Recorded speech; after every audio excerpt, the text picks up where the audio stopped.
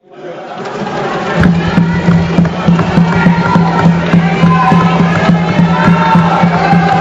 is going on, God. Please take your seats. Take your seats. Take your seats. No. माननीय गृह मंत्री जी को बोलने दो। क्या? Please. माननीय सभापति जी, Please. Please. Please. Please let him speak. Let him speak. No. आप अपनी जगह बैठ जाइए, प्लीज। आप please take your seats. Please take your seats. Take your seats. Please take your, nothing is going on. No. आप अपनी बात कहेंगे और सरकार का पक्ष नहीं सुनना चाहेंगे। This is not the democratic behave. Please धोला जी बैठा हुआ और उसके जवाब में भारत सरकार ने और भारत की सेनाओं ने जो मजबूत जवाब पाकिस्तान के आतंकवादी ग्रुप्स को और पाकिस्तान को स्वयं को दिया ऑपरेशन सिंदूर के माध्यम से, उसका पर सदन में चर्चा पर मैं हिस्सा लेने के लिए खड़ा हूं।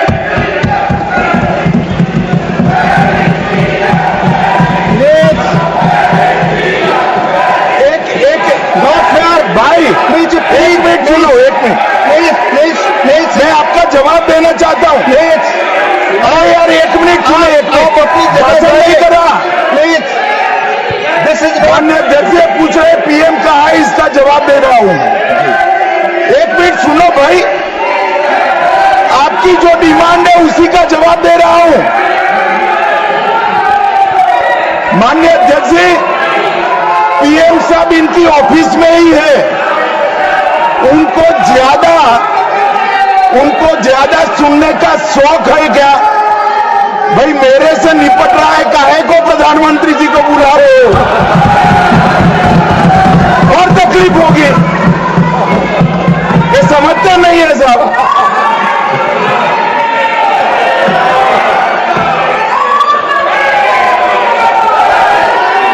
माननीय सभापति जी, सबसे पहले पहलगांव हमले में हमारे देश के जो निर्दोष नागरिकों को धर्म पूछकर, चुन कर उनके परिवार के सामने मारा गया। मैं उन सभी दिवंगत नागरिकों के परिवार के साथ मेरी संवेदना व्यक्त करता हूं। जब ऑपरेशन सिंदूर के बाद पाकिस्तान ने गोलीबारी करी, वो गोलीबारी में कुछ नागरिक हताहत हुए। वो नागरिकों के परिवारजनों के प्रति भी मैं गहरी संवेदना व्यक्त करना चाहता हूं। माननीय अध्यक्ष जी, ऑपरेशन सिंदूर, ऑपरेशन महादेव, ये दोनों के लिए जिन सुरक्षा बलों ने भारत का सम्मान बढ़ाया है, वो सभी को मैं हृदय पूर्वक बहुत साधुवाद देना चाहता हूं। मैं सम्माननीय प्रधानमंत्री जी को भी बहुत अभिनंदन करना चाहता हूं कि इन्होंने देश की 140 करोड़ की जनता की जो इच्छा थी, उसका प्रतिघोष करते हुए सटीक जवाब देने की दृढ़ राजनीतिक इच्छा शक्ति बताई। इसके लिए मैं सम्माननीय प्रधानमंत्री जी को भी अभिनंदन करना चाहता हूं। मान्यवर, सबसे पहले मैं ऑपरेशन महादेव के बारे में बताना चाहता हूं। मान्यवर, परसों ही प्लीज कश्मीर में प्लीज आपको माननीय नेता प्रतिपक्ष सबने सुना, ये सही आचरण नहीं है आप सबका। Please go back to your seats. No माननीय गृह मंत्री आप बोले। नहीं, खड़गे जी कुछ कहना चाहते हैं तो 1 मिनट के लिए बताने दीजिए। बताएं सर आप सभी लोग अपनी सीट पर जाए। माननीय एलओपी बोले please go back to your seat. Sir go back to your seats, first go back to your seats. Mister Gokhale, mister Saket Gokhale, अपनी अपनी सीट पर जाइए। आप अपनी सीट पे नहीं है, please go back to your seat. Sir Manoj ji, please go back to your seat, go back to your seats, go back to your designated seats, then only available. Yes माननीय डिप्टी चेयरमैन साहब, मैं इसलिए खड़ा हूं शक्ति सिंह जी, तो मैं do not disturb the house. सब सदन के मेंबर्स का ये पहले से ही डिमांड थी कि 16 घंटे चर्चा होने के बाद हमको इस सदन में प्रधानमंत्री आकर प्रकट होकर वो अपनी बातें रखेंगे और समाधान जो भी हमने सवाल उठाए हैं, बहुत से सवाल उनको संबंधित है। ये नहीं कि आप कैपेबल नहीं है रिप्लाई देने के लिए, ये नहीं कहता मैं। हम आपको निपटाएंगे, तुम हमारे को निपटाओ, हम खेल खेलेंगे। लेकिन जिस प्रधानमंत्री यहां रहते हुए भी अगर इस सदन में नहीं आते तो इस सदन का अपमान है।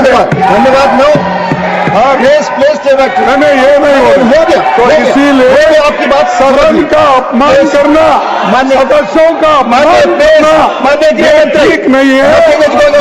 माननीय गृह मंत्री जी, माननीय गृह मैं अभी भाषण नहीं कर रहा हूं, माननीय अध्यक्ष जी इनके मुद्दे का जवाब दे रहा हूं। अब सुनिए खड़गे साहब, प्लीज लिसन प्लीज। मैं आपको माननीय खड़गे जी, मैं आपको इन्फॉर्म करना चाहूंगा, बीएससी मीटिंग में मैंने ऑलरेडी एक्सप्लेन किया था आपके सदस्यों को कि सरकार की ओर से माननीय कोई मंत्री जवाब दे सकता, ये रूलिंग है, आप फोर्स नहीं कर सकते किसी को। प्लीज प्लीज माननीय गृह मंत्री जी आप बोले। और मान्यवर खड़गे साहब उठा रहे हैं ज्यादातर महत्वपूर्ण मुद्दों पर कांग्रेस पार्टी खड़गे साहब को बोलने नहीं देती है, पीछे से सारे को खड़े करती है और वो ये मुद्दा उठा रहे हैं।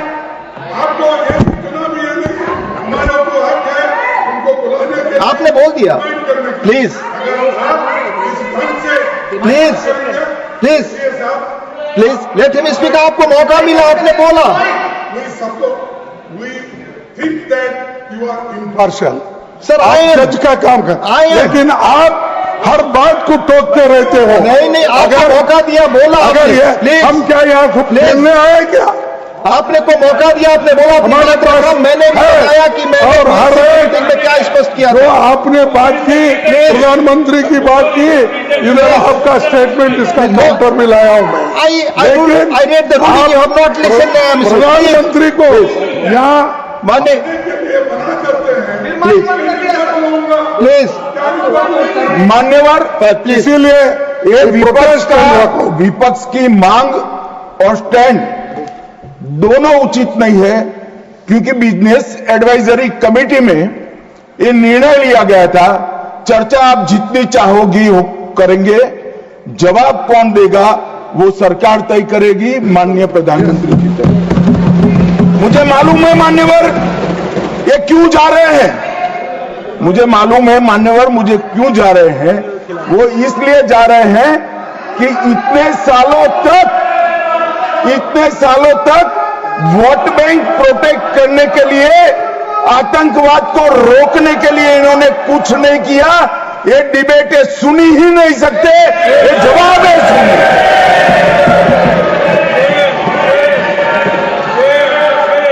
और जब भी ये कह रहे हैं और कोई लीडर ऑपोजिशन होता और ये बोलता तब तो मैं समझता, खड़गे साहब बोल रहे हैं ज्यादातर महत्वपूर्ण चर्चाओं में कांग्रेस पार्टी उनके नेता को, लीडर ऑफ ऑपोजिशन को बोलने ही नहीं देती है। और वो मुद्दा उठा रहे हैं कि माननीय प्रधानमंत्री जी जवाब। मान्यवर, मैं सबसे पहले ऑपरेशन महादेव के लिए बताना चाहूंगा। परसों ही बहुत लंबे समय से चल रहे हुए एक ऑपरेशन का अंत आया और वो ऑपरेशन के तहत 3 आतंकवादी सुलेमान उर्फे फैजल जट, अफगान और जिब्रान, वो तीनों हमारी सुरक्षा बलों ने इनको मौत के घाट उतारा। मान्यवर, सुलेमान ए श्रेणी का लश्कर ए तैयबा का कमांडर था। उसने पहलगांव हमले में उसकी ही राइफल से गोलियां चली थी। गगनगिर में भी उसकी राइफल से गोलियां चली थी और उसको हमारे सुरक्षा बलों ने कश्मीर छोड़कर पाकिस्तान भागने नहीं दिया। अफगान भी ए ग्रेड का लश्कर ए तैयबा का कमांडर था और जिब्रान भी उच्च आला दर्जे का लश्कर ए तैयबा का आतंकवादी था। मान्यवर, इससे स्पष्ट हो गया है कि ये आतंकवादी हमले में लश्कर ए तैयबा का हाथ था। इसके इशारे पर ही ये घटना हुई थी। और साहब देखिए, प्रधानमंत्री जी ने सेना को जो हुक्म दिया ऑपरेशन सिंदूर में, मैं बाद में बताऊंगा, उसने लश्कर ए तैयबा के हेडक्वार्टर को छिन्न विछिन्न कर दिया। इनको भेजने वाले भी मारे गए और जिन्होंने गोली चलाई थी वो भी मारे गए। एक प्रकार से ऑपरेशन महादेव और ऑपरेशन सिंदूर दो इकट्ठा होता है तो दुनिया के सभी आतंकवादी हमलों में सबसे सटीक, सख्त और त्वरित जवाब माननीय प्रधानमंत्री के नेतृत्व में भारत के सुरक्षा बलों ने दिया। लश्कर ए तैयबा का आप सभी जानते हैं कि एक प्रतिबंधित संगठन है।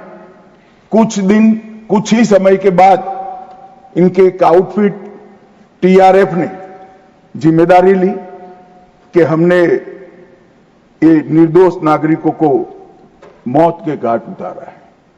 मान्यवर, उसी दिन मैं वहां पहुंच गया था। सुरक्षा रिव्यू की मीटिंग हुई थी और सुरक्षा रिव्यू की मीटिंग में तय हुआ था कि आप जल्दी से जल्दी इनको पकड़िए, मगर उससे भी जल्दी ये लोग देश छोड़कर पाकिस्तान न भाग जाए इसकी चिंता करिए। इसलिए 100 दिन के बाद भी वो उपलब्ध मिले और मारे गए। मान्यवर, उनके पास से 3 राइफलें बरामद हुई। एक 19M4 कार्बाइन अमेरिकन राइफल है और 2 AK-47 राइफलें मिली। जिस दिन पहलगांव में घटना हुई, हमारे निर्दोष नागरिकों को मारा गया, उस दिन वहां से एनआईए ने खाली कारतूसों को कब्जे लिया था। इनके मारे जाने के पहले ही वो खाली कारतूसों का फॉरेंसिक साइंस लेबोरेटरी में एक प्रकार से इसकी जन्म कुंडली निकाली थी कि कौन सी राइफल से चले हैं।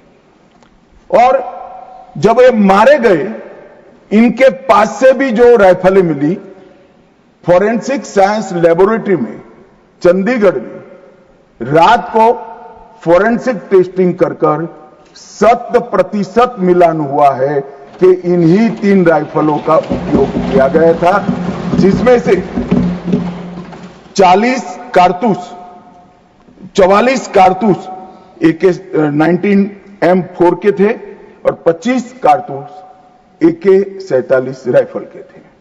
इसलिए अब कोई बहस भी नहीं बची है, कोई शको शुबह भी नहीं बचा है कि इन्होंने मारा था या नहीं था। एनआईए ने बहुत विगत जांच करी है मान्यवर, लगभग 1055 लोगों के स्टेटमेंट लिए हैं। इसके आधार पर इनके रेखाचित्र भी बनाए गए। उसके बाद ट्रैकिंग करते हुए 2 दिन जिन्होंने इनको आसरा दिया था वो ढोंक के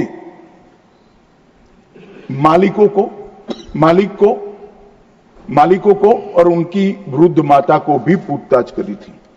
ये जो मृतदेह मिले आतंकवादियों के, उसका परिचय, उसकी शिनाख्त ये तीनों लोगों ने कर ली है। ये तीनों लोगों ने कहा है कि यही आतंकवादी है जो 21 तारीख को हमारे ढोंक में रुके थे और हमसे खाना लेकर गए थे। तो एक और सबूत हमारे पास आ चुका है। चेहरे का मिलान भी कैमरे के माध्यम से बहुत अच्छे तरीके से संतोषजनक रीत से हुआ है। और ये जो असफल ऑपरेशन हुआ मान्यवर, इसलिए मैं सेना, CRPF, Jammu Kashmir police, NIA के अधिकारी और एफएसएल के विद्वान अधिकारियों को बहुत बहुत साधुवाद देना चाहता हूं। और ये जो ऑपरेशन चला मान्यवर, आईबी द्वारा 22 मई को, मतलब लगभग 1 माह बाद हमें सूचना मिल गई थी कि ये जगह पे टेररिस्ट लोकेट है। उसके बाद आईबी और मिलिट्री इंटेलिजेंस ने और शिनाख्त करी और लगभग 22 जुलाई को इनके लोरा सेट को ट्रैक करने का काम समाप्त हुआ। एग्जैक्ट पिन पॉइंटेड लोकेशन को आइडेंटिफाई किया गया और फिर एक मीटिंग 4 पैरा, सीआरपीएफ और जम्मू कश्मीर पुलिस तीनों के अफसरों की हुई और स्ट्राइक किया गया। तीनों आतंकवादी मारे गए हैं। कोइंसिडेंट देखिए मान्यवर, देश भर से मुझे बहुत एसएमएस आए थे, विशेषकर जो मारे गए थे उनके परिजनों का, कि इनके सर में गोली मारिएगा, जब भी मारे तब। तीनों के एनकाउंटर के वक्त तीनों के सर में ही गोली लगा है मान्यवर। ये कोइंसिडेंट मान्यवर, आज ये मारे गए 2 दिन पहले, अब बैठे नहीं हैं। चिदंबरम साहब को बैठना चाहिए था।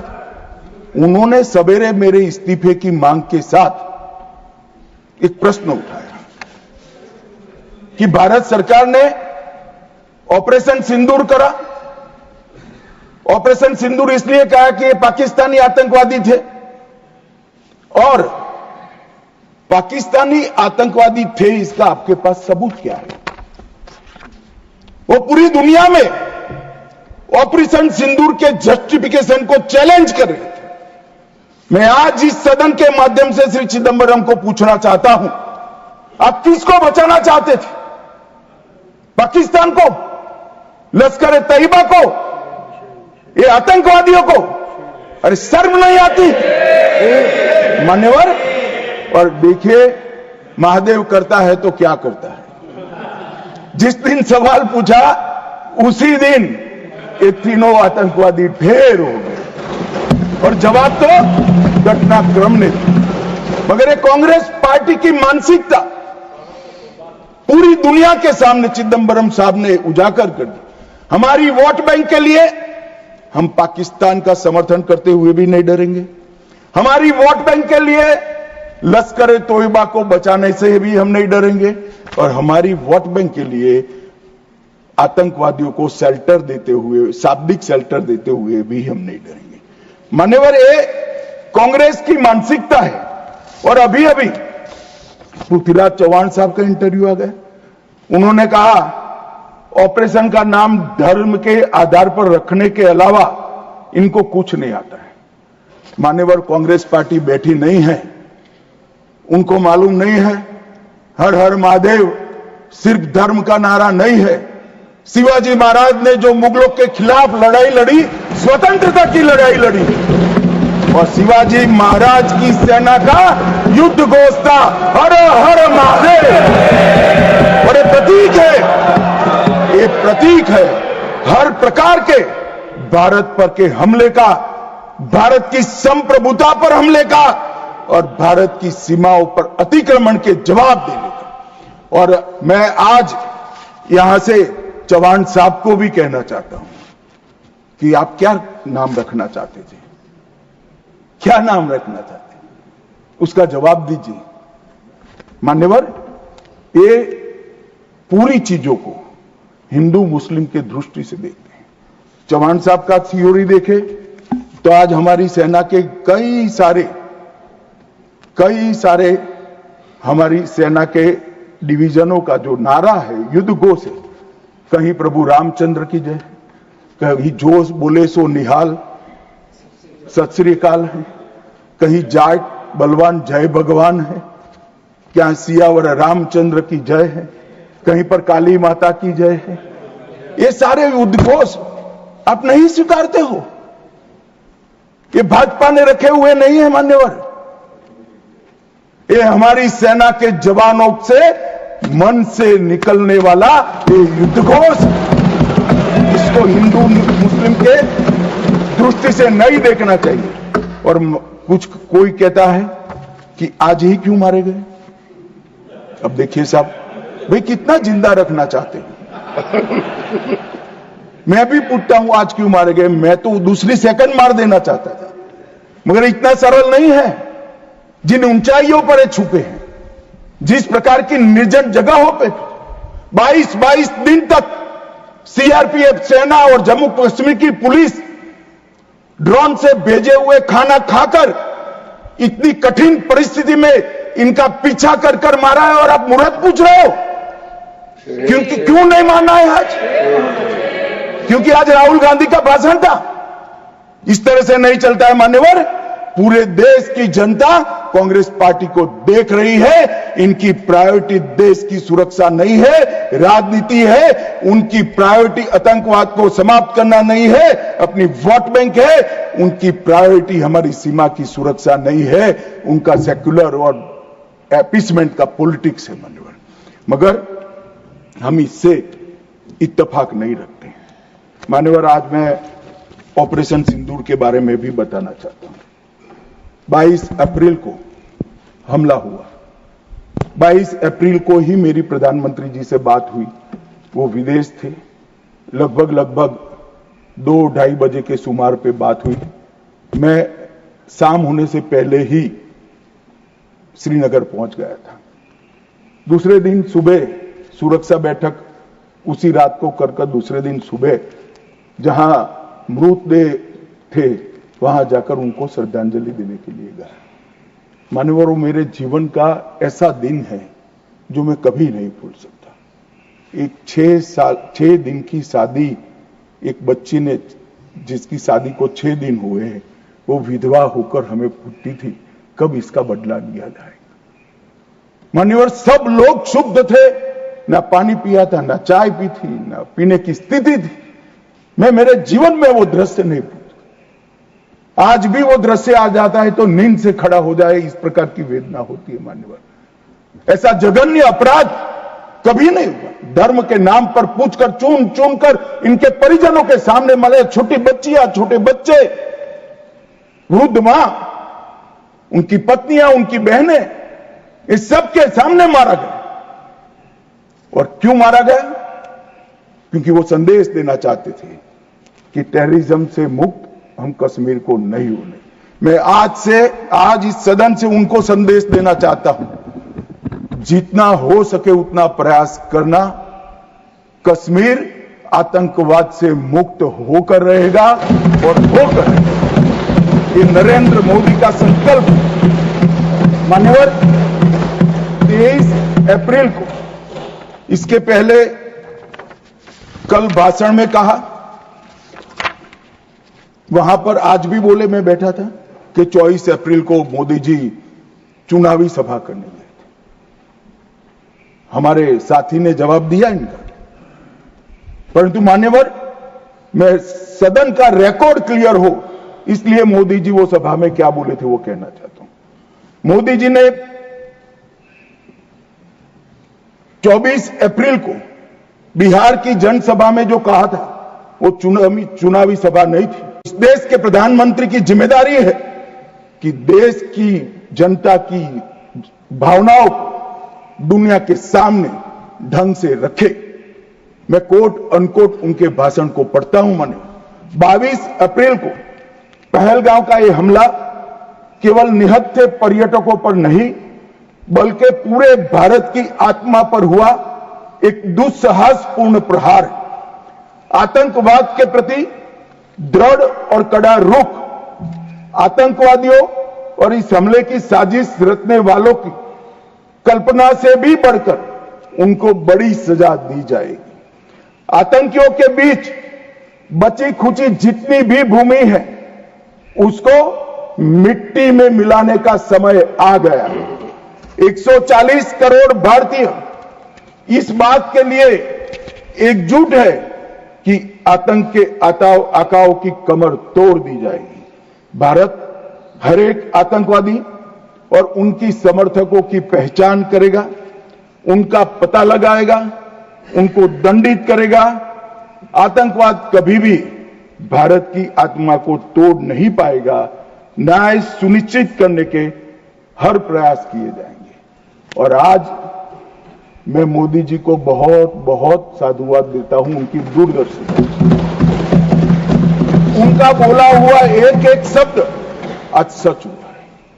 उन्होंने कहा था आतंकवादियों की बची खुची जमीन मिला देंगे, मिट्टी में मिला देंगे। साहब, उनके ट्रेनिंग के बाद मिट्टी में मिले हैं, इनके हेडक्वार्टर मिले हैं, उनके लॉन्च पैड भी मिट्टी में मिलकर जमीन दोस्त। उन्होंने कहा था कि इनके आकाओं को नहीं छोड़ेंगे। मैं बाद में लिस्ट पढ़ता हूं। इनको भेजने वालों को भी हमारी सेनाओं ने मिट्टी में मिला दिया।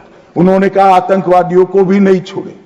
ऑपरेशन महादेव ने वो तीनों आतंकवादियों को समाप्त कर दिया। मान्यवर, घेर कर। एक प्रकार से मोदी जी ने कहा हुआ वाक्य, एक प्रकार से मोदी जी ने कहा हुआ वाक्य हमारी सेना, हमारी वायुसेना, हमारी जल सेना और सभी पैरामिलिट्री फोर्स और जम्मू कश्मीर पुलिस ने उसको अपना कर्म का रास्ता बना दिया और कठोर दंड देने का काम किया है। मान्यवर, 23 अप्रैल को ही एक सीसीएस की मीटिंग बुलाई गई। सीसीएस की मीटिंग में कठोर संदेश देने का काम न केवल पाकिस्तान को, पूरी दुनिया को, कि भारत की सीमा और भारत की सेना, भारत के नागरिक और भारत की संप्रभुता इसके साथ खिलवाड़ नहीं करते, वरना परिणाम भुगतने पड़ते हैं। मानव, उन्होंने तय किया सीसीएस की बैठक में 1960 की जवाहरलाल नेहरू के द्वारा की गई एक तरफा पाकिस्तान के फायदे वाली सिंधु जल संधि को तत्काल प्रभाव से रोक लिया था। मान्यवर, ऐतिहासिक फैसला है। हम सब वर्षों से मानते थे कि हिंदू जल संधि एक तरफा है, हमारा पानी 80% वहां नहीं जा सकता।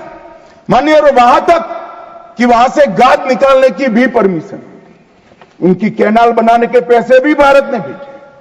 और मान्यवर, ये पानी पर अधिकार है भारत के किसानों।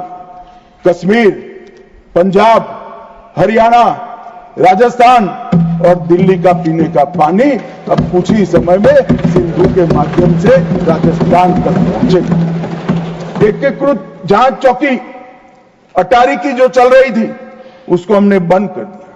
सार्क वीजा समाप्त कर दिया।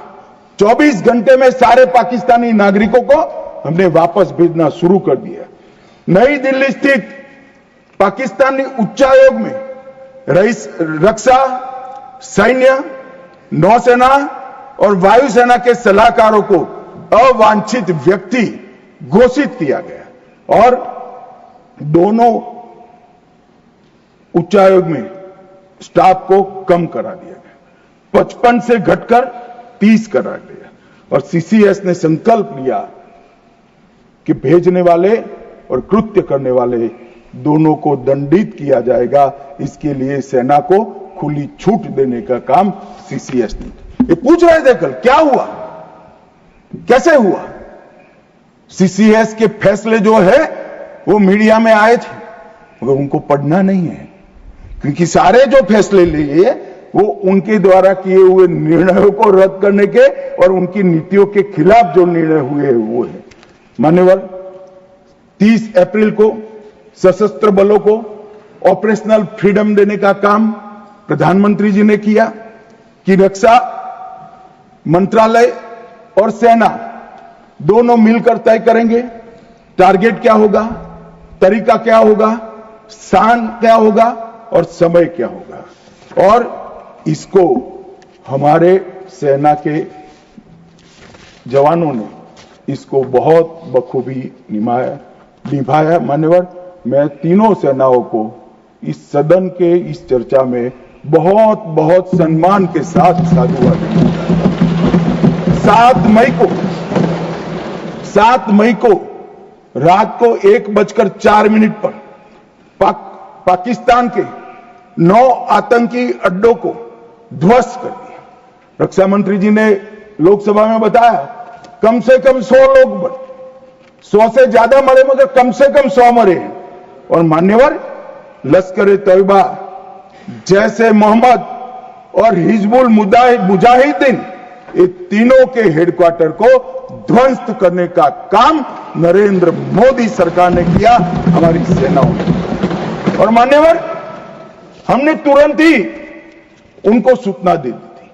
हमने उनको बताया मरकज सुभानअल्लाह बहावलपुर, मरकज तैयबा मुरीद के Mehmoona Joya camp Sialkot, Sarjal camp Sialkot, Sawai Nala camp Muzaffarabad, Syedna Bilal camp Muzaffarabad, Gulpur camp Kotli, Barnala camp Bhimber और अब्बास कैंप कोटली, उसको हमने समाप्त कर दिया है, तोड़ दिया है। और ये हमारे आत्मरक्षा के अधिकारों को उपयोग करते हुए कहा है, हमारी कार्यवाही समाप्त हुई है। मैं बाद में आता हूं, ये पाक ऑक्यूपाई कश्मीर क्यों नहीं लिया, ये क्यों नहीं करा, वो क्यों नहीं करा।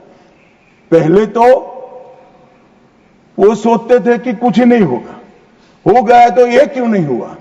मैं कांग्रेस पार्टी को कहना चाहता हूं, पाक ऑक्यूपाई कश्मीर आपने दिया था, मगर लेने का काम भारतीय जनता पार्टी की सरकार ही करेगी और कोई नहीं। मानव, हमने तो हमला किया था आतंकवादी अड्डों पर, उनके हेडक्वार्टर पर, उनके संगठनों पर, उनके ट्रेनिंग कैंप पर, उनके लॉन्चिंग पैड पर, और हमारे आतंकवाद के ऊपर ये हमले को पाकिस्तान अपने पर का हमला समझ बैठा। और उन्होंने 8 मई को अपने रिहायशी इलाकों पर गोलीबारी की। हमारे सेना के इंस्टॉलेशन पर मिसाइल छोड़ी, ड्रोन फेंके, कोई पहुंच नहीं पाया। मगर नजदीक की सीमा में गोलीबारी से निर्दोष नागरिक जो घूम रहे थे वो हताहत हुए। मान्यवर, फिर भी भारत ने संयम रखा। उन्होंने गुरुद्वारा तोड़ा, हम कुछ नहीं बोले। उन्होंने मंदिर तोड़ा, कुछ नहीं बोले। भारत ने तय कर लिया कि हम इसका जवाब उनकी रक्षा की क्षमता को क्षीण करने के लिए, कम करने के लिए करें। और इसलिए 9 मई को भारत की सेना ने 11 एयरबेस को ध्वस्त कर दिया, इनके डिफेंस इंस्टॉलेशन और airbase. 8 airbase Nur Khan, Murid, Sargodha, Rafiqui, Rahim Yar Khan, Jacobabad, Sukkur, Bholari, 6 radar system, Sukkur, Lahore, Arifwala, Chunian, Jacobabad और नयाचौर, और surface to air guided missiles की सिस्टम लाहौर और ओकारा की। पाकिस्तान ने हमले के बाद मान्यवर लड़ने की स्थिति में ही नहीं था। ये पूछ रहे हैं किसके कहने पर समाधान हुआ, किसके कहने पर समाधान हुआ। किसी के कहने पर समाधान नहीं हुआ। पाकिस्तान घुटनों के बल हमारे डीजीएमओ को फोन किया कि भाई बंद करो। पहले से हमारा मकसद युद्ध का नहीं था, ना पाकिस्तान के अवाम को हम नुकसान करना चाहते थे। मोदी जी ने तुरंत कहा कि अगर पाकिस्तान रोकता है तो रोक लीजिए, और इसको भी राहुल गांधी आगे बढ़ा रहे हैं और पूछ रहे हैं। कुछ लोगों ने आशंका की कि कौन मरा वहां। मानवर, उनको मालूम नहीं है। उनके समय में जो जघन्य आपराधिक घटनाएं हुई थी, आतंकवादी घटनाएं हुई थी, वो घटना को घटाने वाले आतंकवादी हमें पूछते थे। मुझे तो कई लोगों ने पूछा कि भाई 90 दिन हुए क्या हुआ, 95 दिन हुए क्या हुआ, रोज 5 फोन आते थे। मगर उनके समय में जो बड़ी बड़ी आतंकवादी वारदातें हुई थी, मुंबई ट्रेन ब्लास्ट से लेकर मुंबई पर हमले की, उसके आरोपी आतंकवादी हमारे ऑपरेशन सिंदूर में मारे गए। मान्यवर, ऑपरेशन हाफिज मोहम्मद जमील जैसे मोहम्मद का प्रमुख, मौलाना मसूद का बड़ा बहनोई, मुदस्सर खादियान मरकज तैयबा का प्रभारी, मोहम्मद हमजा जमील जैम और ऑपरेटिव मसूद अजहर का भतीजा, मोहम्मद यूनुस अजहर जैसे मोहम्मद का अमीर, मोहम्मद हसन खान जैम ऑपरेटिव, मोहम्मद हसन वो गंभीर रूप से घायल हुए हैं, जैम का वास्तविक प्रमुख अब्दुल मलिक, खालिद अबू अक्स और नोमान मलिक, ये सारे इतने घायल हुए हैं कि अब कुछ कर नहीं सकते। मान्यवर, ये जो हमला हुआ वो उन्होंने इनके दिल पर हमला किया है, आतंकवाद के दिल पर पहली बार प्रहार किया है। मान्यवर, पहले भी हमने सर्जिकल स्ट्राइक करी, एयर स्ट्राइक करी। एक प्रकार से सर्जिकल स्ट्राइक और एयर स्ट्राइक दोनों पाक ऑक्यूपाई कश्मीर में थी। मेरे जैसे लोग तो मानते हैं कि हमारी भूमि पर ही हमने हमला किया था, क्योंकि पाक ऑक्यूपाई कश्मीर इस सदन के द्वारा स्वीकारा हुआ संकल्प है कि पाक ऑक्यूपाई कश्मीर भारत का है। मगर पहली बार पाकिस्तान की सरहद में जाकर हमारी सेना ने पराक्रम दिखाया है और आतंकवादियों के अड्डों को, उनके ट्रेनिंग कैंप को और उनके लॉन्चिंग पैड्स को खत्म करने का काम किया है। मान्यवर, ये चिदंबरम साहब कल भाषण में बोले कि ये नहीं कहा जा सकता कि ऑपरेशन सिंदूर निर्णायक था। चिदंबरम साहब यहां है नहीं, मगर मैं उनको जवाब देना जरूर चाहता हूं कि चिदंबरम साहब, अगर 65 की लड़ाई निर्णायक थी क्या, तो फिर टेररिज्म क्यों फैला? 71 की लड़ाई निर्णायक थी क्या, तो टेररिज्म क्यों फैला? और अनेक बार जो कार्यवाही हुई वो निर्णायक थी क्या? मान्यवर, जब तक दुश्मन या तो डर नहीं जाता या सुधर नहीं जाता, कभी निर्णायक अंत नहीं आएगा। मान्यवर, इतने सालों तक उनको डराने की, दंडित करने की कोई प्रक्रिया ही नहीं हुई। क्यों डरेंगे वो? हम तो डोजियर पर डोजियर भेजते रहे, कभी उनको जवाब नहीं दिया। नरेंद्र मोदी ने जवाब दिया। मान्यवर, सर्जिकल स्ट्राइक करी, एयर स्ट्राइक करी और ऑपरेशन सिंदूर, खौफ पैदा हो गया है। मुझे मालूम नहीं, मेरे पास सूचना नहीं, रात को भी जब जाते होंगे, स्वप्न में हमारी मिसाइल से दिखाई पड़ती होगी। ये डर से ही शांति होती है, ये सुधरने वाले लोग नहीं है। मान्यवर, मगर चिदंबरम साहब कहते हैं कि आतंकी पाकिस्तान से आए थे, इसका सबूत क्या है? चिदंबरम साहब, सबूत तो हमारी एजेंसियों ने ढूंढ लिया। अब आप क्या बोले थे, इस पर क्या बोलना चाहते? मान्यवर, इनके चिदंबरम जी के कार्यकाल में ही अफजल गुरी की फांसी जब तक वो गृह मंत्री नहीं गए नहीं हुई। मान्यवर, बंबई का हमला, बंबई के हमले के बाद आज ये दिग्विजय सिंह चले गए हैं, उन्होंने कहा है तो आरएसएस ने कराया था। मान्यवर, ये क्या बोल रहे हैं? किसके लिए बोल रहे हैं? किसको बचा रहे हैं? क्या कहना चाहते हैं? और हिंदू टेरर का सगुफा किसने छोड़ा? मैं आज दुनिया के सामने, देश की जनता के सामने गर्व से कहता हूं कि हिंदू कभी टेररिस्ट नहीं हो सकता। हम कभी टेररिस्ट नहीं हो सकते। क्या कहना चाहते हैं? फर्जी टाइप के केस बनाए, एक भी केस अदालत में नहीं टिका। देशभक्त संगठनों पर आरोप लगाए आपने, सिर्फ आपकी छिछोरी राजनीति के लिए, क्षुल्लक फायदे के लिए। और फिर क्या कर लिया? फिर भी हार गए। हारे तो ना, और अब हर रोज कह रहे हैं कि आप हमेशा है नहीं, आप हमेशा नहीं रहेंगे, आप हमेशा कहो तो मुझे मालूम नहीं साहब। मैं 61 का हुआ हूं, 14 से 30 साल तक भारतीय जनता पार्टी की ही सरकार रहने वाली है। मैं चिदंबरम साहब को कहना चाहता हूं, आप वोट डाल दो, भारतीय जनता पार्टी की सरकार में जी 30 साल तक भारतीय जनता पार्टी की सरकार रहेगी। मान्यवर, मैं 2015 में बोला था हमारी उड़ीसा कार्यकारिणी में, भुवनेश्वर कार्यकारिणी में। अब ये 5 साल गिन लो तो 15 तो हो ही गए और 15 भी हो जाएंगे। मान्यवर, भारतीय सेना के लिए कभी भी इन्होंने तैयारियां नहीं की। चीन के कई जवानों ने चीन की लड़ाई के बाद लिखा, हमारे पास बंदूक छोड़िए, कारतूस छोड़िए, नमक, चीनी और माचिस भी उपलब्ध नहीं थी। घनघोर ठंड में पहनने के लिए हमारे लिए ठंड के कपड़े भी नहीं थे।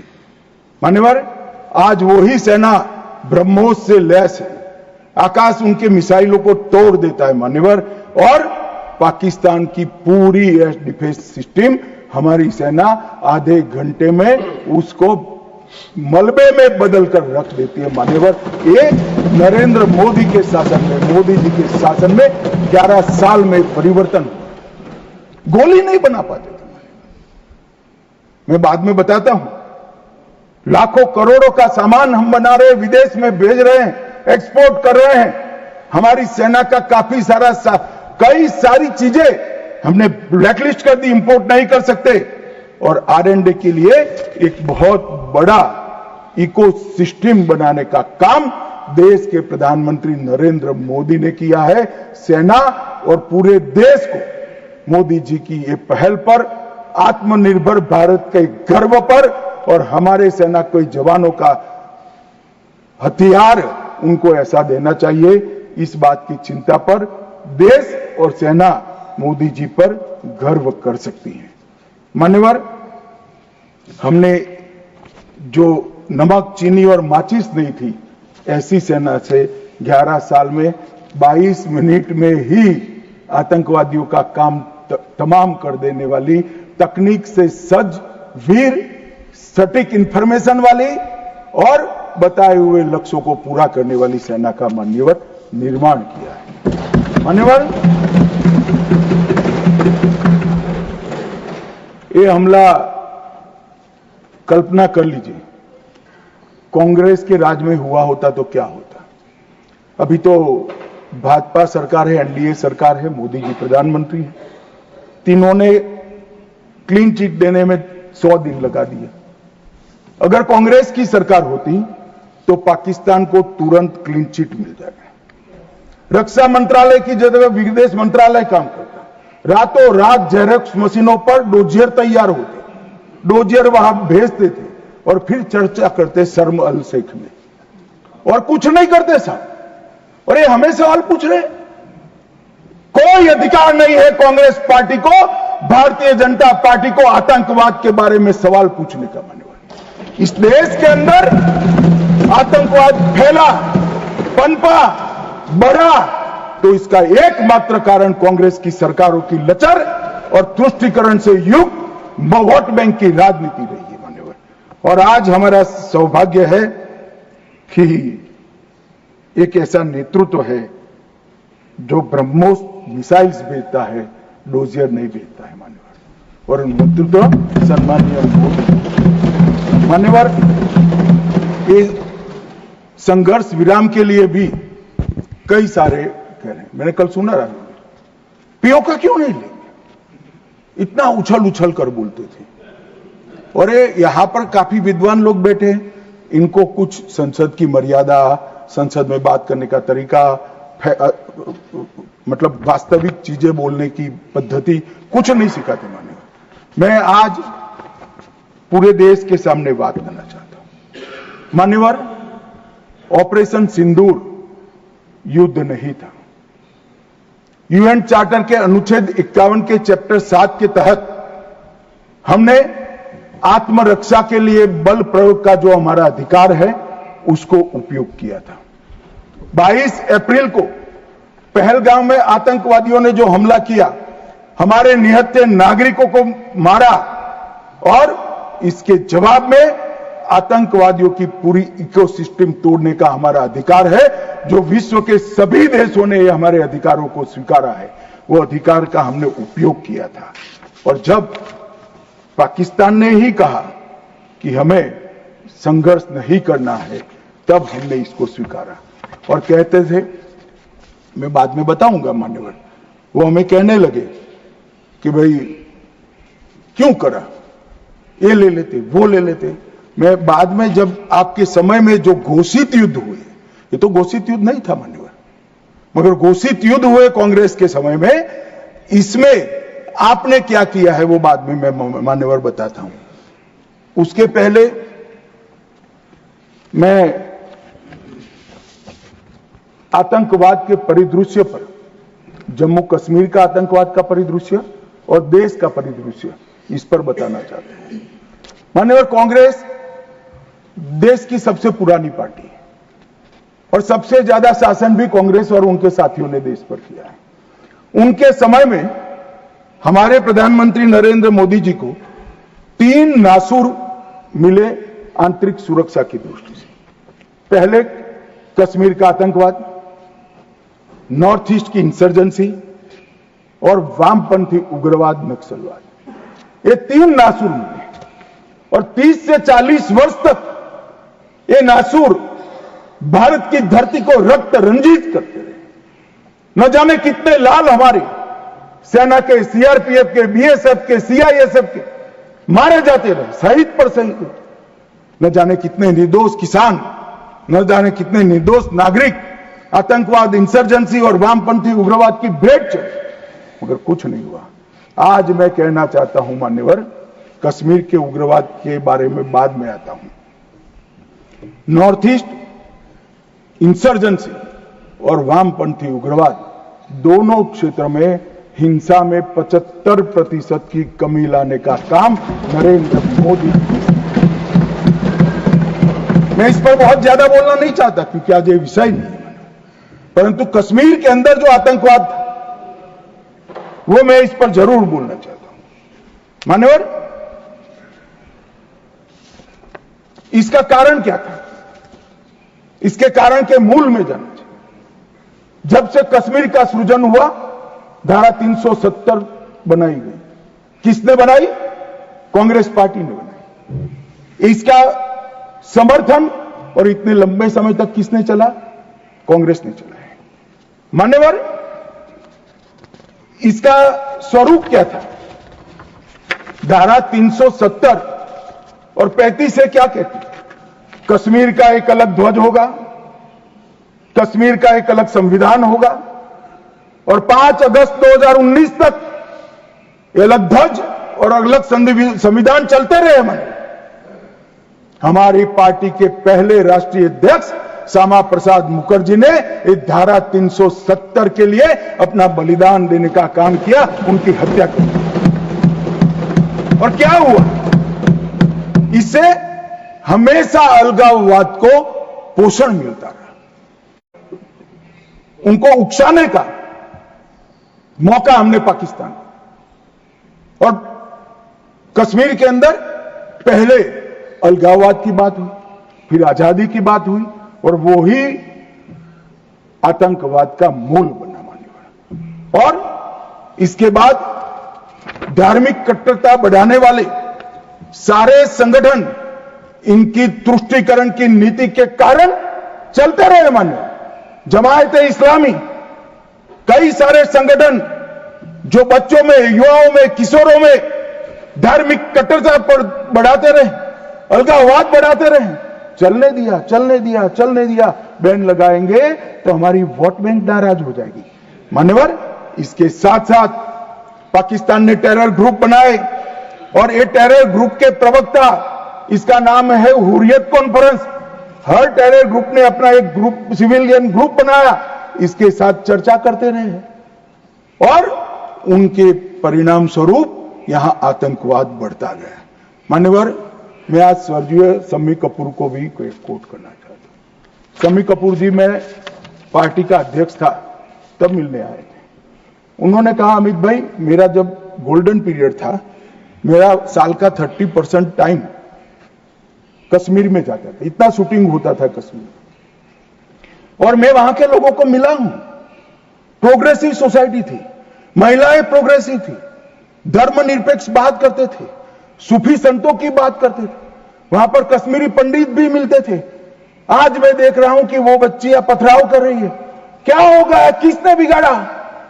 तब मैं इसके नीचे गया था मान्यवर, तब मालूम पड़ा कि ये जमात इस्लामी ने पूरी शिक्षा, प्राथमिक शिक्षा पर कब्जा जमा कर रखा था और बच्चों के दिलो दिमाग के अंदर जहर घोलना शुरू किया, तब जाकर ये स्थिति हुई। मगर कोई भी कभी भी ये कांग्रेस इसके मूल में नहीं गई और मान्यवर धीरे धीरे ये बढ़ता गया। मान्यवर नरेंद्र मोदी जी ने तय किया कि ऐसा नहीं चल सकता और 5 अगस्त 2019 को यही ऐतिहासिक सदन में धारा 370 और 35 समाप्त, और उसके बाद शुरू हुआ टेररिज्म को फैलाने वाले, अलगाववाद फैलाने वाले टेररिस्ट और इनकी इकोसिस्टम संपूर्ण सफाई का एक युग शुरू हुआ मान्यवर। धारा 370 35 से हटाए गए, जीरो टेरर प्लान बना, एरिया डोमिनेशन की योजनाएं बनी, कैपेसिटी बिल्डिंग की योजनाएं बनी, मल्टी लेवल डिप्लॉयमेंट लगाया गया, तकनीक का उपयोग बढ़ाया गया, जेल प्रबंधन बढ़ाया गया, ड्रोन रोधी सिस्टम और गन तैनात किए गए। मान्यवर हम सब ने देखा, देश की जनता ने देखा, कई आतंकवादी मारे गए, 10-10 हजार के जनाजे निकलते थे। मान्यवर हमने कठोर निर्णय लिया, आतंक में लिप्त किसी भी व्यक्ति का जनाजा नहीं निकलेगा, जहां मरेंगे वही दफना दिया। और मान्यवर इस वक्त कांग्रेस पार्टी ने विरोध किया था, फारूक अब्दुल्ला जी की पार्टी ने विरोध किया था, आतंकी समर्थन को चूर चूर कर नौकरियों से निकाला गया, पासपोर्ट और गवर्नमेंट कॉन्ट्रैक्ट के हेतु इनको अघोषित किया गया। 75 पाकिस्तानी समर्थक सरकारी कर्मचारियों को ड्यू लीगल प्रोसेस से बर्खास्त करा दिया गया। बार काउंसिल सस्पेंड कर भारत के संविधान को मानने वाली बार काउंसिल प्रस्तावित की गई। यूएपीए अदालतों की स्थापना हुई और लगभग मई 22 से लेकर मई 25 तक 2267 प्रकरण यूएपीए के दर्ज हुए। इनकी पूरी टेरर फाइनेंस की इकोसिस्टम को ध्वंस किया। एनआईए और ईडी ने बहुत अच्छी कार्रवाई की, कई एसओपी बनाई गई और 347 संपत्तियों को जब्त कर दिया गया। एक और जमाते इस्लामी और ऐसे संगठनों को हमने बंद करने का काम किया और दूसरी ओर मान्यवर इनकी इकोसिस्टम को भी हमने समाप्त कर दिया। मैं आज इस सदन के रिकॉर्ड के लिए बैन किए हुए संगठनों का लिस्ट पढ़ना चाहता हूं। द रेजिस्टेंस फ्रंट टीआरएफ जिसने घटना करी थी, People's Anti Fascist Front, Tehreek ul Mujahideen, Jamaat ul Mujahideen, Jammu Kashmir Ghaznavi Force, Khalistan Tiger Force, हिब्ज ut Tahrir, Jamaat Islami, Jammu Kashmir Liberation Front, Jammu Kashmir Democratic Freedom Party, Muslim League Jammu Kashmir, Tehreek Hurriyat, Muslim Conference Sumji Group, Jammu Kashmir National Front, Jammu Kashmir People Front League, Jammu Kashmir Peoples League, Jammu Kashmir Ittehad Musalman Awami Action Committee और इसके साथ साथ सिख फॉर जस्टिस और पीएफआई को भी हमने बैन कर दिया। और मान्यवर परिणाम क्या हुआ? परिणाम यह हुआ 2010 में 10 से 15 की एवरेज ऑर्गेनाइज टाउन प्लिटिंग, हमने भी दृश्य देखे हुए जो समूह कपूर ने चिंता की थी। छोटी छोटी बच्चियां पथराव करती थी, 2564 सालाना होते थे, 2564 पथराव की घटना हुई थी। 2024 के बाद एक भी घटना नहीं हुई।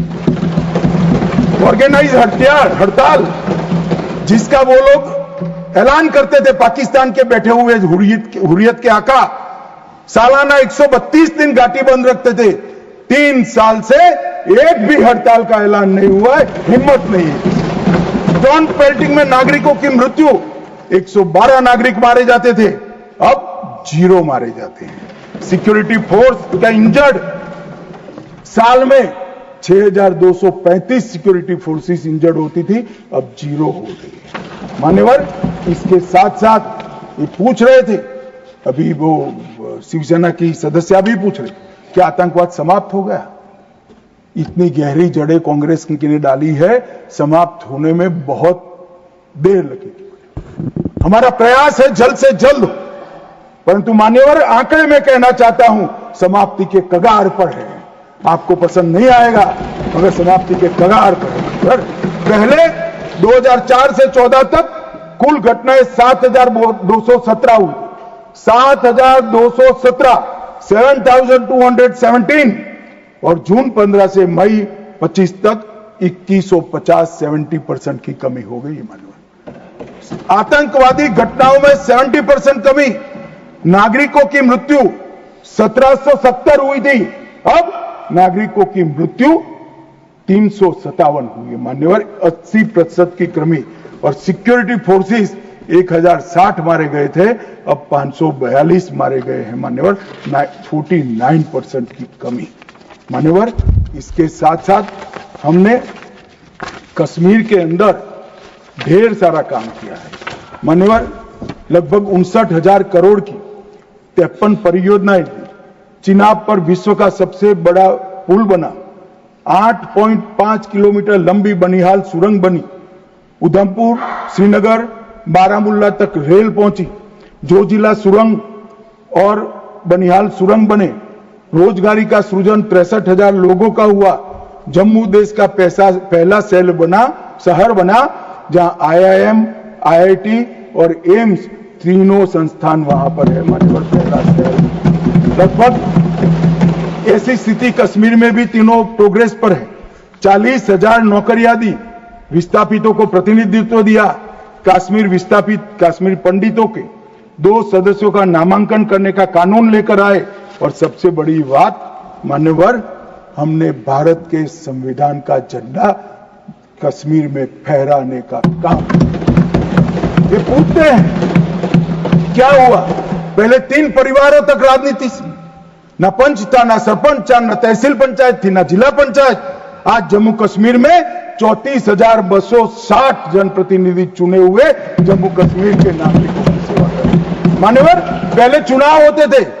मुझे एक सेना के रिटायर्ड जनरल मिले, बाद में मैं बताता हूं।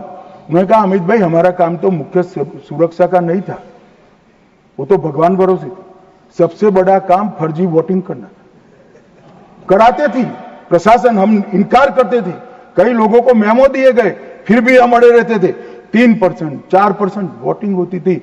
आज नरेंद्र मोदी के शासन में जिला पंचायत के चुनाव में 98.3%। जनरल इलेक्शन में अब तक का सबसे ज्यादा वोटिंग आजादी से। ये बताता है वहां लोकतंत्र प्रस्थापित हो रहा है। मान्यवर, और 63% हुआ, और 1,000 करोड़ से रुपए से ज्यादा पैसा पंचायतों को सीधा देने का काम किया। मगर मान्यवर, क्यों हुआ?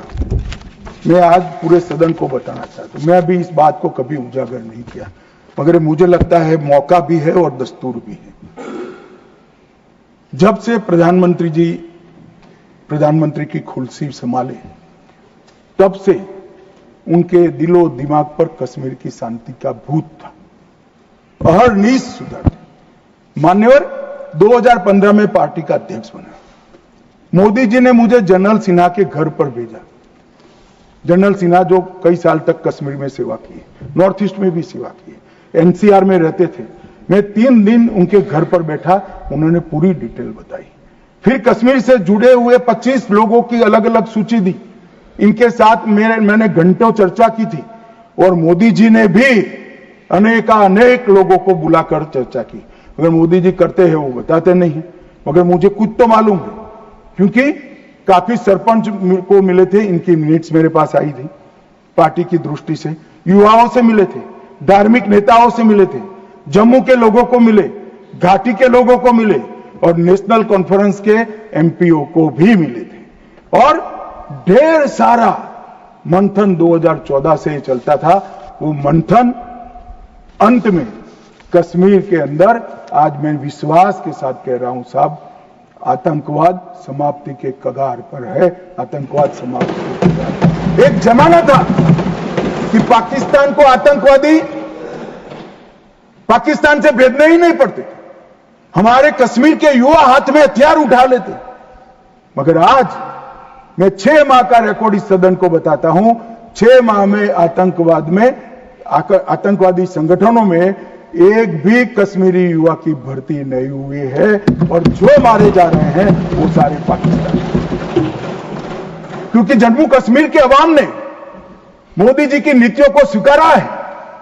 पहले कभी नहीं हुआ था कि आतंकवादी कोई बड़ा कृत्य करते थे, घाटी में इसका विरोध होता है। मैं आज घाटी की जनता को, जम्मू की जनता को बहुत बहुत साधुवाद देना चाहता हूं। एक भी गांव ऐसा नहीं था घाटी का जहां ये पहलगाम हमले का विरोध नहीं। और जब तिरंगा घर पर फहराने की बात होती है, जिनके बच्चे आतंकवाद की भेंट चढ़ गए, वो मां बाप भी तिरंगा फहराते हैं। और मान्यवर, आतंकवाद पर तो कांग्रेस को बोलने का अधिकार ही नहीं है। मान्यवर, मैं आज सदन के सामने डिटेल रखना चाहता हूं। अटल जी की सरकार ने निर्णय किया था कि आतंकवाद को समाप्त करें। काफी मंथन हुआ, मंथन के बाद तय हुआ कि मजबूत कानूनी संरचना खड़ी करनी पड़ेगी जिससे इनको सजा कराई जाए। कानूनी संरचना खड़ी करने के लिए पोटा का कानून लाना, ये कांग्रेस पार्टी ने विरोध किया। मैं आज वो है नहीं, मगर पूछना चाहता हूं, पोटा का कानून का विरोध किसको बचाने के लिए किया था? खैर, उन्होंने तो विरोध किया, राज्यसभा में गिर गया। अटल जी का संकल्प मजबूत था, भाजपा का संकल्प मजबूत था। पोटा कानून संयुक्त सेशन में पारित कर दिया गया और पोटा का कानून आया, इसका अमल शुरू। मान्यवर, ये कांग्रेस पार्टी ने इसके घोषणा पत्र में लिखा कि हम पहली कैबिनेट में पोटा का कानून रद्द कर देंगे।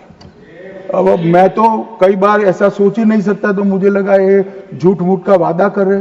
और मान्यवर देखिए, पहली कैबिनेट में ही इन्होंने पोटा के कानून को रद्द कर दिया। और ये कांग्रेस टेररिस्ट की बात करी, टेररिज्म की बात करी, आप तो उसका पोषण करने वाली पार्टी हो। मान्यवर, इसके बाद क्या हुआ? 2005 में रामलल्ला के टेंट पर हमला हुआ। मंदिर उस वक्त नहीं बना था। मुंबई लोकल ट्रेन में 7 धमाके हुए, 187 लोग मारे गए। डोडा में हमले हुए, 34 हिंदू मारे गए। हैदराबाद में धमाके हुए, 44 लोग मारे गए। 2005 रामलल्ला का टेंट, 2006 मुंबई ट्रेन, डोडा 2006, 2007 2 बम धमाके हैदराबाद में, 44 लोग मारे गए। 7 यूपी में धमाके हुए, 13 लोग मारे गए। 8 रामपुर सीआरपीएफ कैंप पर हमला हुआ। 2008 आर्मी के काफिले पर हमला हुआ, 10 नागरिक मारे गए। 2008 आतंकी हमला हुआ, 246 लोग मारे गए। 2008 जयपुर में 8 बम धमाके। 2008 अहमदाबाद में 21 बम धमाके। 2008 दिल्ली में 5 बम धमाके। 2010 जर्मन बेकरी बम धमाका। 2010 वाराणसी में बम धमाका। 2011 मुंबई में बम धमाका, 3 लोग मारे गए। एक भी वर्ष खाली नहीं गए मन में। और हमें पूछ रहे कि आपने क्या किया? 100 दिन तक पूछते ही रहे, कहां गए, क्या किया, क्या किया, क्या किया। अब मुझे बताओ भाई, 2005 से शुरू कर 2011 तक आपने क्या किया? कांग्रेस पार्टी ने क्या किया? कौन से कानून लाए, कौन से कदम उठाए, और कब जाकर पाकिस्तान पर सर्जिकल स्ट्राइक, एयर स्ट्राइक और ऑपरेशन सिंदूर का आपने प्रयोग किया? ये जवाब कांग्रेस पार्टी को, देश की जनता को देना पड़ेगा। मान्यवर, 54 जगह पे देश के अलग अलग हिस्सों में 609 नागरिक मारे गए। और मैं आज गर्व से देश के गृह मंत्री के नाते उच्च सदन में कहता हूं, मोदी जी के राज में पूरे देश में कश्मीर छोड़कर कहीं पर भी टेररिस्ट घटना नहीं हुई। और कश्मीर में भी हुई, उड़ी में हुई, हमने सर्जिकल स्ट्राइक कर चेताया, पुलवामा में हुई, एयर स्ट्राइक कर और चेताया, अब नहीं सुधरते हैं। दुम टेढ़ी की टेढ़ी है, हम क्या कर सकते हैं। पहलगांव में करा मान्यवर, घर में घुसकर पटचड्डे उड़ाने का काम हमारी सेना ने। और मुझे तो कल सुबह ही किसी ने याद दिलाने के लिए मेरी कॉन्स्टिट्यूएंसी से एक हमारी वरिष्ठ कार्यकर्ता है जिनकी उम्र 80 है, उन्होंने एक व्हाट्सएप भेजा था। उन्होंने कहा अमित ये जरूर बोलना। अब मैं इतनी वरिष्ठ कार्यकर्ता की भावना को टाल नहीं सकता मान्यवर। उन्होंने एक व्हाट्सएप में वीडियो भेजा जिनमें सोनिया गांधी जी के घर से दौड़ते दौड़ते सलमान खुर्शीद जी आंसुओं से लहस बाहर आते, बाहर मैनेज मीडिया खड़ा है, उसके सामने कहते हैं कि सोनिया जी पूरी रात सो नहीं पाती है, इनके आंसू देखकर मेरी आंख से आंसू दिख रहे। ठीक है भाई, किस लिए आंसू बहाएंगे? बाटला हाउस में वो पाकिस्तान प्रेरित आतंकवादी मारे गए उसके लिए। अरे सोनिया जी, आंसू बहाना था तो बाटला हाउस एनकाउंटर में जो मोहन शर्मा शहीद हुआ इसके लिए बहाते हैं। आप किसको प्रोटेक्ट करें? मगर वोट बैंक का एक खेल। मुझे पूछते रहे साहब 90 दिन तक भाग गए, आप क्या कर रहे हो? 25 दिन हो गए, 35 दिन हो गए, 40 दिन हो गए, सिंदूर इसका जवाब नहीं है, आतंकवादी कहां गए? चलो भाई, ये तो भाजपा सरकार ने, सेना ने ठोक दिया, सीआरपीएफ ने ठोक दिया, हो गया हमारा काम। अब मैं पूछना चाहता हूं, दाऊद इब्राहिम जिसने मुंबई में सीरियल धमाके गए, किसके राज में भागे मान्यवर? कांग्रेस के राज में। सैयद सलाउद्दीन किसके राज में भागा? कांग्रेस के राज में। टाइगर मेमन किसके राज में भागा? कांग्रेस के। अनीस इब्राहिम किसके राज में भागा? रियाज भटकल किसके राज में भागा? कांग्रेस। इकबाल भटकर किसके राज में भागा? मिर्जा सादाब किसके राज में भागे? और इसका हिसाब कौन देगा? उनको मालूम था देना पड़ेगा साहब, इसलिए बहिष्कार करते। वो स्वयं भागे, आतंकवादियों को भगाया और वो भी भाग गए। और हमने मान्यवर 11 साल में यूएपीए में 2019 में अमेंडमेंट किया। इसके तहत, अमेंडमेंट के तहत 57 लोगों को आतंकवादी घोषित किया है। एनआईए का अमेंडमेंट किया, देश के बाहर जांच करने के हमने अधिकार लिए। एनएसए का हमने सख्त उपयोग किया, 370 को बैन किया, निरस्त कर दिया, पीएफआई को बैन किया, मैक को मजबूत किया, आईसीजेएस का हमने स्थापना किया, नफीस का स्थापना किया, पीएमएलए से टेरर फाइनेंसिंग को रोक दिया और नेट ग्रिड से माध्यम से पूरे देश के आतंकी संगठनों को एक कंप्यूटर की क्लिक पर लाकर रख दिया मान्यवर। हमने पूरी इकोसिस्टम तैयार करी। और मान्यवर ये जो कह रहे हैं, कल पूछ रहे थे कैसे आते हैं, मान्यवर मैं फिर से कहना चाहता हूं कि इतनी कठिन सरहद, कई जगह सुरंगें बनाते हैं और बना सकते हैं मान्यवर। इसको रोकने के हम तकनीकी उपाय कर रहे हैं, कुछ समय में ही हो जाएगा। मगर कुछ नाले ऐसे हैं मान्यवर, वहां इतना बहाव होता है, वहां कोई चौकी नहीं लग सकती, चौकी बह जाएगी। वो घुस रहे हैं, मगर उन्होंने क्या स्टैंड लिया था? राहुल गांधी ने कहा, जब 2011 में हमला हुआ, उन्होंने कहा सभी आतंकी हमलों को रोकना संभव नहीं है। जवाहरलाल नेहरू ने कहा घुसपैठियों को कोई रोक ही नहीं सकता।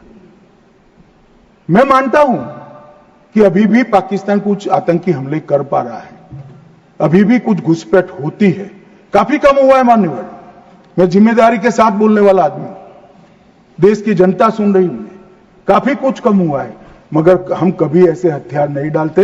मैं आज सदन के सामने कहना चाहता हूं, घुसपैठ और आतंकवादी घटनाओं को समाप्त करने के लिए नरेंद्र मोदी सरकार कृत निश्चयी दृढ़ता के साथ हमारा मान्यवर।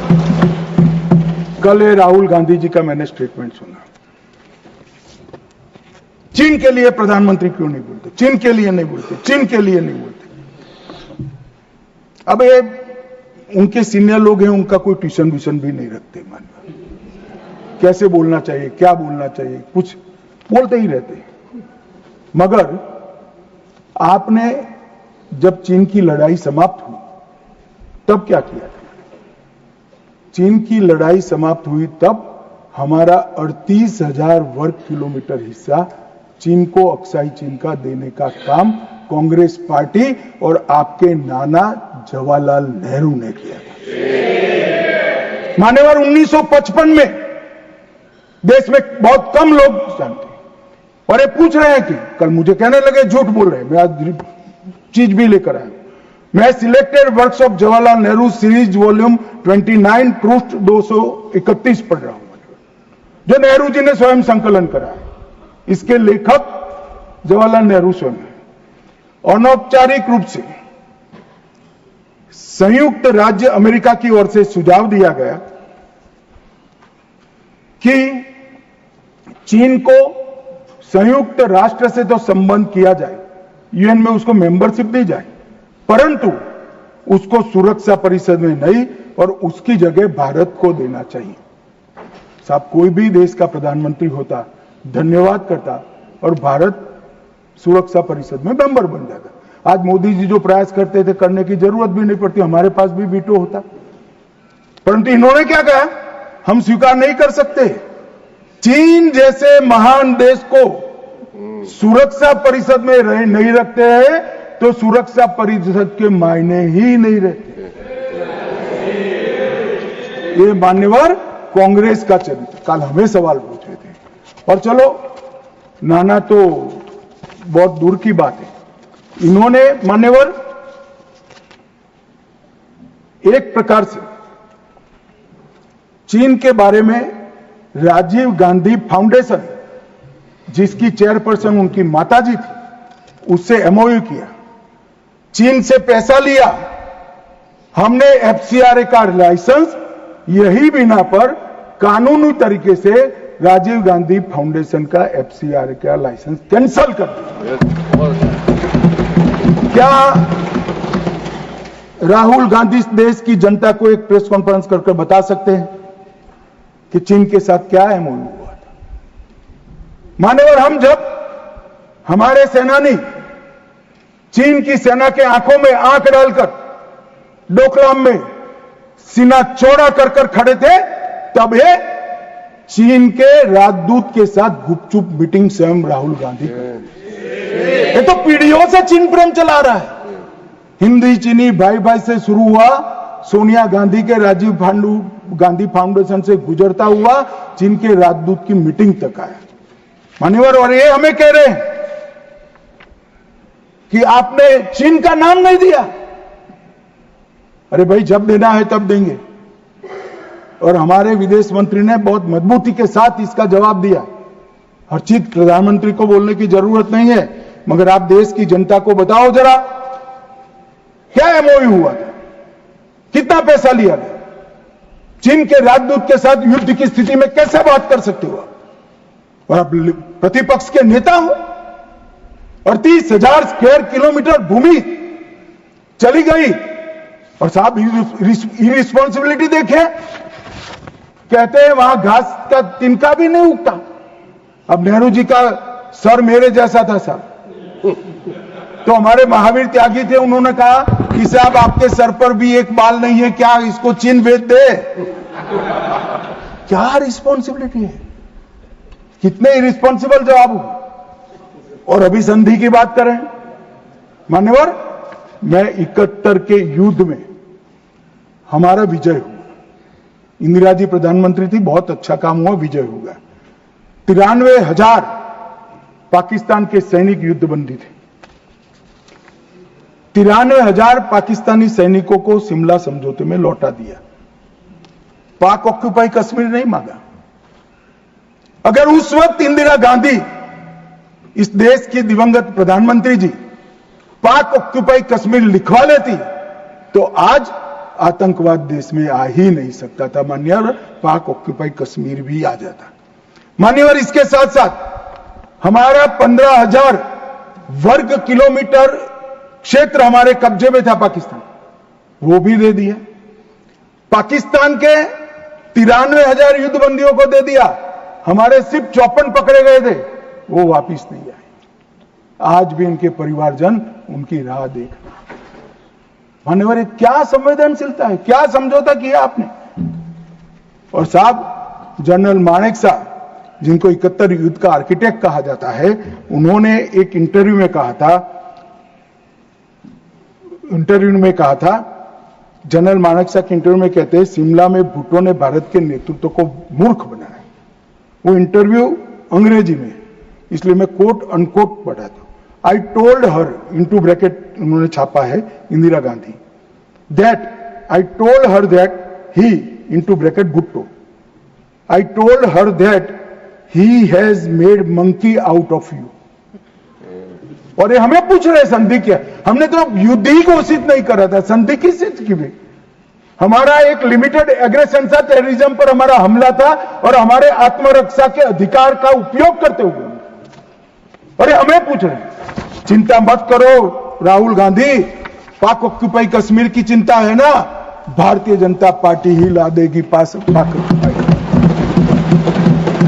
आप नहीं ला पाए, कांग्रेस पार्टी नहीं ला पाई, हमें लाए। और मान्यवर, पाक ऑक्यूपाई कश्मीर छोड़िए, पाकिस्तान की रचना ही कांग्रेस पार्टी ने की थी। मैं कम से कम इतना तो जिम्मेदारी के साथ कह सकता, मैं उस वक्त निर्णायक स्थिति में होता तो भारत माता के टुकड़े कभी सिग्नेचर नहीं करता। उम्र हो गई थी, जल्दी थी, प्रधानमंत्री बनना था, देश के टुकड़े टुकड़े कर दिए, आज तक देश पछता रहा है।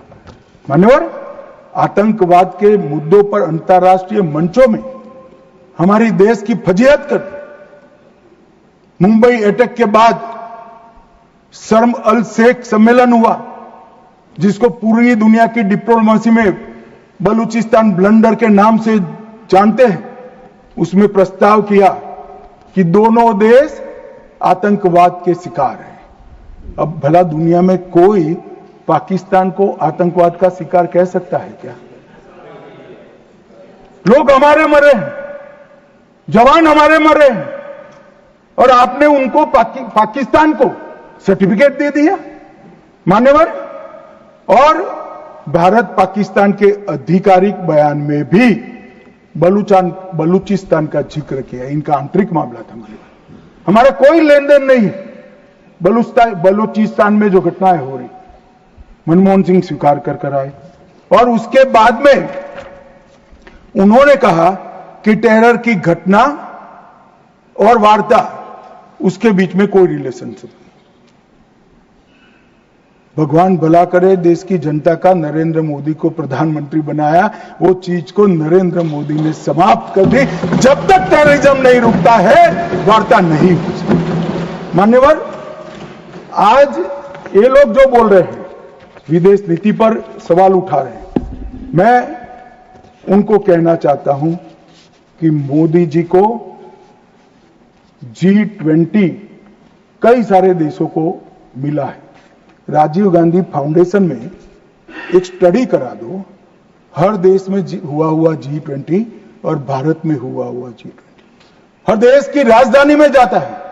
मोदी जी G20 को हर राज्य में ले गए। हमारी संस्कृति, हमारी क्षमताएं, हमारा पावर, हमारा लोकतंत्र पूरी दुनिया के सामने। किसी भी देश के राष्ट्राध्यक्ष को 27 देशों का सर्वोच्च नागरिक सम्मान, और ये विदेश नीति की बात है। 27 देश अपने सर्वोच्च नागरिक सम्मान से नरेंद्र मोदी को सम्मानित करते हैं। भाई साहब, ये सम्मान नरेंद्र मोदी जी का नहीं है, भारत के प्रधानमंत्री का है, भारत की 140 मोदी जी ने देश को सम्मान दिला है, देश की 140 करोड़ जनता को गौरवान्वित किया है। तो मोदी जी का नेतृत्व जो है, भावुक नहीं है। भावुक नेतृत्व होता है वो रोने भी लगता है, कई बार सकम भी हो जाता है। मोदी जी का नेतृत्व संवेदनशील भी है, निर्णायक भी है और दृढ़ भी है। मैंने देखा है कोरोना 370 ऑपरेशन सिंदूर ये सारा छोड़ दो, कोरोना में मैंने देखा है इससे बड़ी आफत इस सहस्त्राब्दी में भारत पर नहीं आई थी। अड़ीग होकर अपने रास्ते पर चलते रहे और जब कोरोना समाप्त हुआ पूरी दुनिया ने कहा सबसे अच्छा प्रबंधन भारत ने किया।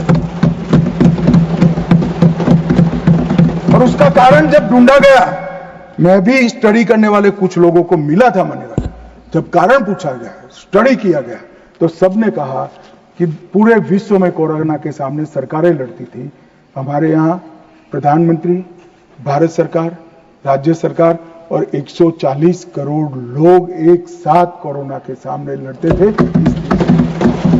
मजाक उड़ाते, घंटी बजाने से कोरोना चला जाएगा, दिया जलाने से चला जाएगा, कर्फ्यू करने से अपने आप चला जाएगा। उनको मालूम नहीं था जनता के मन में जागरूकता लाते थे। और जब, मुझे तो ठीक याद है, मोदी जी ने टीम गठित की टीका बनाने के लिए, तब जयराम रमेश जी, नाम मत लीजिए, रिकॉर्ड पर मत लीजिएगा, तब कांग्रेस वाले इनका मजाक करते थे कि भारत टीका बना लेगा।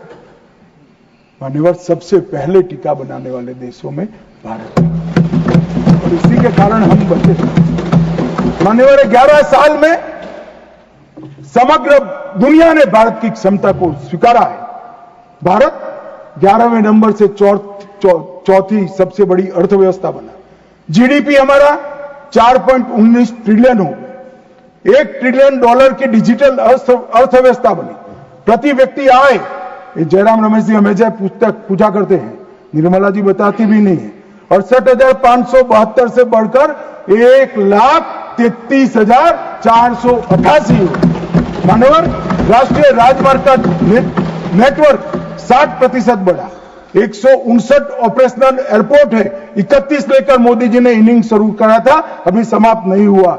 136 वंदे भारत ट्रेन है, 1500 ट्रेन अमृत स्टेशन योजना के तहत विकसित हो रहे हैं। 97% से अधिक भारतीय रेल का विद्युतीकरण हो चुका है। भारत दुनिया का सबसे बड़ा मोबाइल फोन उत्पादक देश बनने के कगार पर है। भारत तीसरा सबसे बड़ा स्टार्टअप इकोसिस्टम बन चुका है। मोदी सरकार में 118 यूनिकॉर्न बने। रक्षा क्षेत्र में हमारा उत्पादन 1.27 लाख करोड़ हुआ और निर्यात 21,000 करोड़ हुआ। विश्व का सबसे बड़ा पुल भारत में है, विश्व का सबसे लंबा पुल भारत में है। देश का सबसे लंबी अटल सेतु भारत में बनी। भारत का पहला वर्टिकल लिफ्ट रेल पुल मोदी जी के समय में हुआ और सबसे बड़ा एनएच भी मोदी जी के समय में बना। और सबसे बड़ी उपलब्धि, कई पीढ़ियों से गरीबी जिनको दस रही थी मान्यवर, 60 करोड़ लोगों को घर में बिजली, गैस, शौचालय, शुद्ध पीने का पानी, 5 किलो अनाज और 5 लाख तक का इलाज देने का काम। ये नहीं समझ रहे।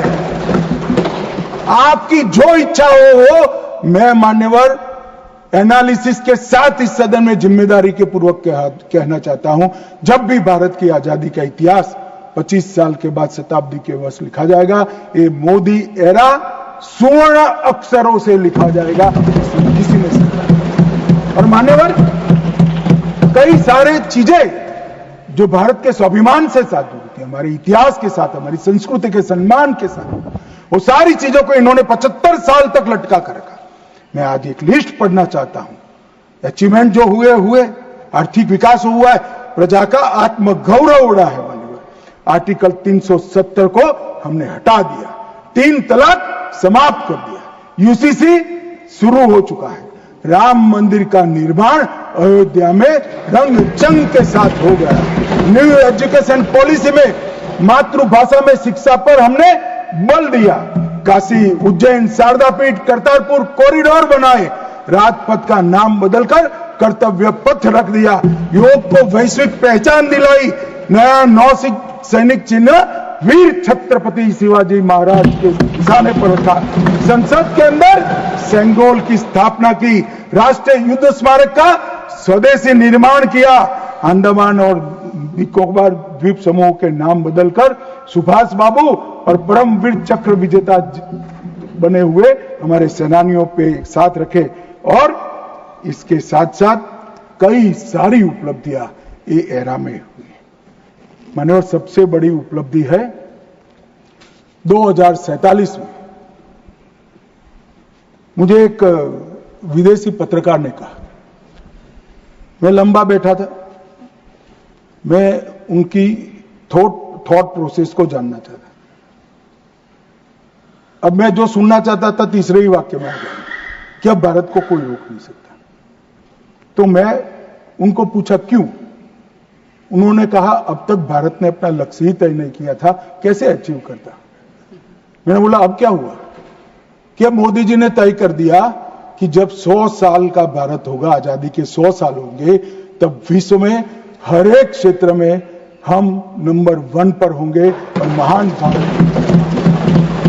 और मान्यवर, मुझे मालूम है मोदी जी का ये भाषण, मोदी जी का संदेश आज 140 करोड़ भारतीयों का संकल्प बना हुआ है, और मुझे विश्वास है 140 करोड़ भारतीयों पर और हमारे युवाओं पर। शायद हमें से काफी लोग 2047 में नहीं होंगे, परंतु 2047 में जो भी भारतीय होंगे वो देखेंगे कि विश्व में भारत नंबर 1 बन चुका है। मान्यवर, भारत को नंबर 1 बनना है तो हमारी बाहरी सुरक्षा और आंतरिक सुरक्षा बहुत महत्वपूर्ण है। ऑपरेशन सिंदूर की चर्चा में मैं देश की जनता को कहना चाहता हूं, युद्ध होता है तो हमला वहां पर से भी होता है, यहां से पर से एक भी हमला ऐसा नहीं जाएगा जिसका जवाब दिया नहीं जाएगा, और आतंकवाद को हम समाप्त कर रहेंगे। 31/3/26 को नक्सलवाद समाप्त हो जाएगा, इसमें किसी को शंका नहीं।